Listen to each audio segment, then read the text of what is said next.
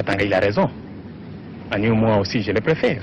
Vous préférez Tchombe à Lumumba? Oui, non, je préfère Tchombe, mais pas Lumumba. Lumumba, est-ce un fou? Est-ce un héros? Est-ce un dictateur? Dans la résidence qu'il occupe et qui est celle de l'ancien gouverneur, nous sommes allés lui poser cette question. Qui êtes-vous, monsieur Patrice Lumumba?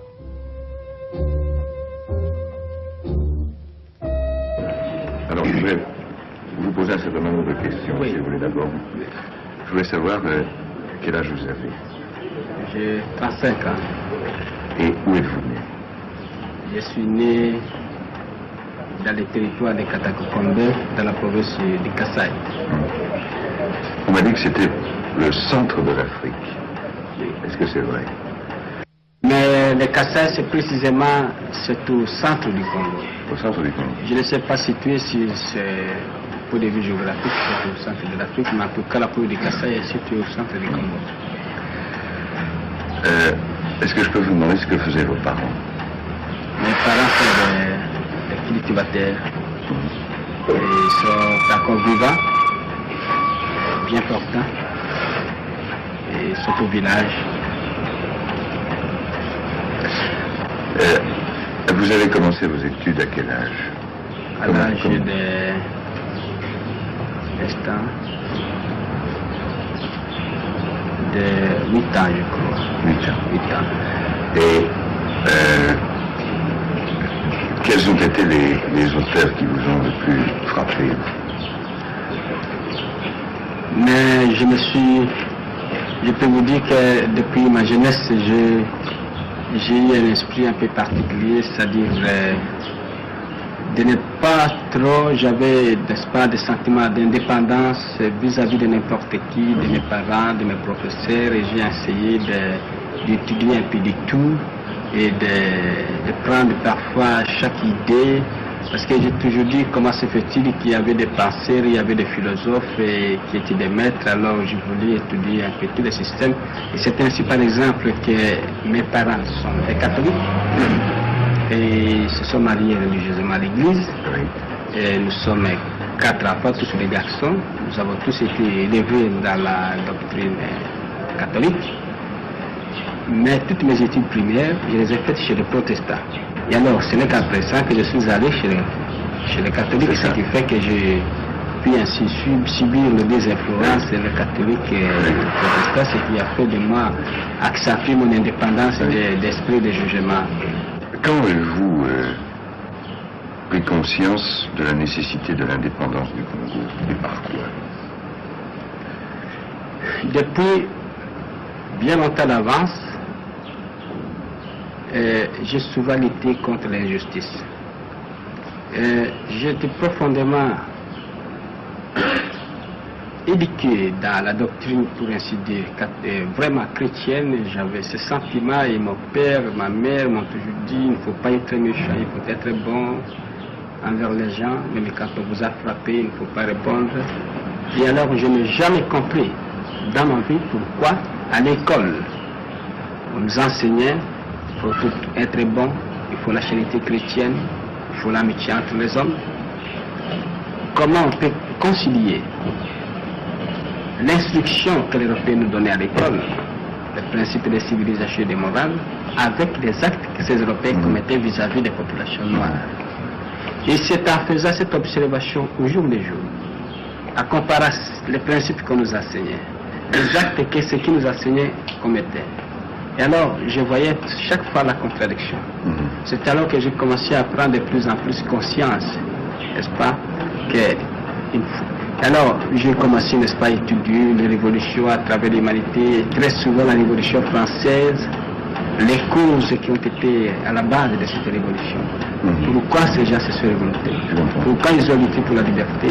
Et j'ai compris que vraiment, à travers toutes les révolutions, il y a un élément profond. C'est la lutte contre l'injustice, contre l'oppression. Le but que poursuivait M. Lumumba est aujourd'hui théoriquement atteint. Les derniers de ceux qui personnifiaient à ses yeux l'oppression, les soldats belges, sont partis, relevés par les contingents de l'ONU. Mais suffit-il d'un cérémonial militaire, même aussi bien réglé, pour ramener la paix?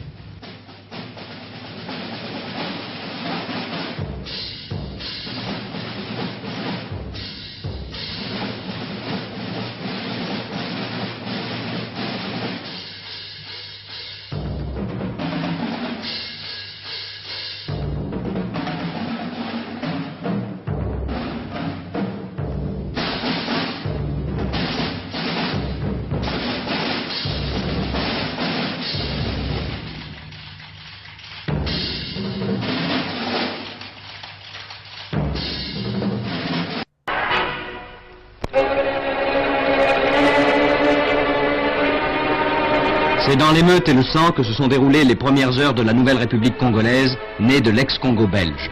Léopoldville reste encore vide et muette, prostrée dans la stupeur et l'effondrement après les violences des derniers jours.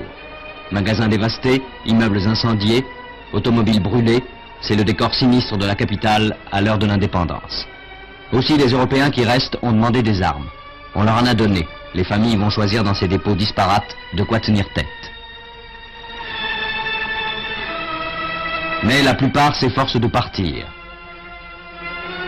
On les voit avec leurs valises empilées, abandonner souvent leur voiture à l'embarcadère pour passer de l'autre côté, à Brazzaville, où drapeaux français et congolais flottaient côte à côte.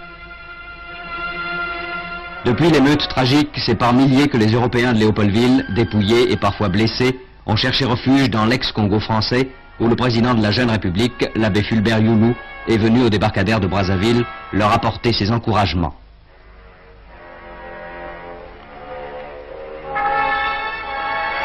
Un camp d'urgence a recueilli tous ces pauvres gens où les premiers secours leur ont été donnés. Jusqu'à présent, près de 4000 personnes ont pu passer le fleuve et trouver ici un abri. Dans cette circonstance dramatique, la jeune République du Congo et son président, l'abbé Fulbert Youlou, ont manifesté un souci de solidarité qui les place à l'ordre du jour de l'humanité.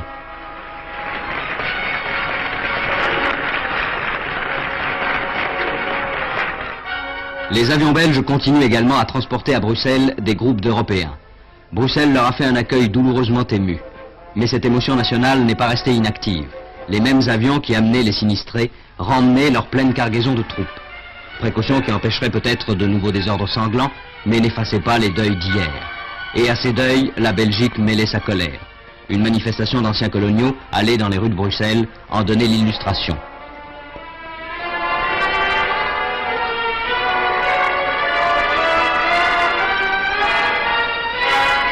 L'ONU était saisie de la question. Le délégué belge devait, devant l'Assemblée, évoquer dans leur tragique nudité les dramatiques journées. Ces troubles ont pour cause la mutinerie des forces de l'ordre de la jeune République. Car nul, et je tiens à le souligner, ne songe à remettre en cause l'indépendance du Congo, ni la validité de la recommandation formulée par ce Conseil il y a une semaine à peine. Les assurances les plus formelles ont d'ailleurs été données à ce sujet par le gouvernement de Bruxelles, et chacun de nous n'a qu'un désir, celui d'aider ce jeune État à développer chez lui l'ordre, la paix et la prospérité. Dans Léopoldville, bouleversée par la révolte, la gendarmerie restait la seule force congolaise devant l'armée mutinée. Elle avait rétabli le calme, un calme relatif sans doute, mais les mutins occupaient toujours l'aérodrome, coupant toute communication avec l'extérieur. Ce fut donc aux troupes belges de libérer l'aérodrome et les quelques centaines de civils prêts au départ qui s'y étaient entassés et qui se trouvaient à la merci des émeutiers. C'est dans le sifflement des balles que les réfugiés de l'aérodrome eurent le sentiment de leur délivrance.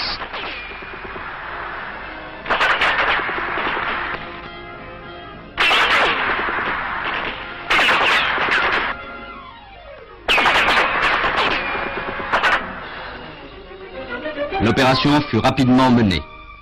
Parmi les blessés, quelques civils atteints pendant l'attaque.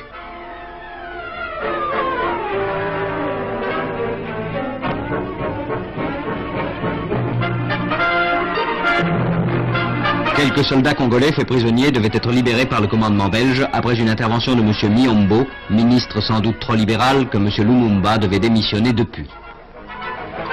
Des renforts belges atterrissaient, l'aérodrome était occupé et le trafic aérien pouvait reprendre.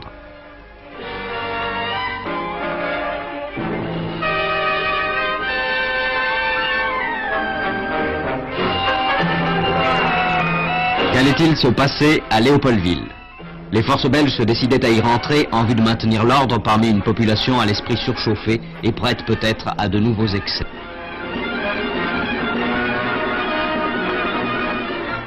Excès que l'intervention même du ministre des Affaires étrangères, M. Bomboko, n'était pas toujours susceptible de contenir.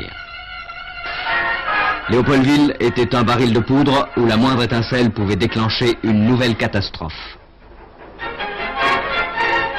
Ainsi, la découverte du cadavre d'un boy faillit bien, malgré les objurgations des autorités, tourner au drame et déchaîner de nouvelles fureurs.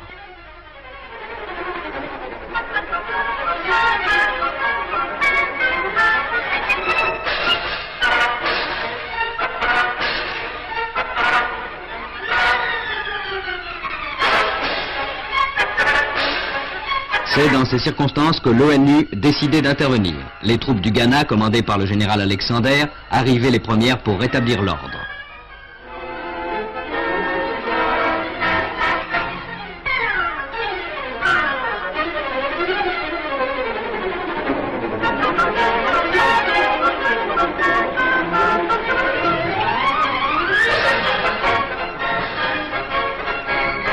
Avec les troupes du Ghana, des troupes tunisiennes prenaient immédiatement position à Léopoldville, à la place des soldats belges. La situation en est là, mais le champ reste ouvert. Que sera demain l'ex-Congo belge ?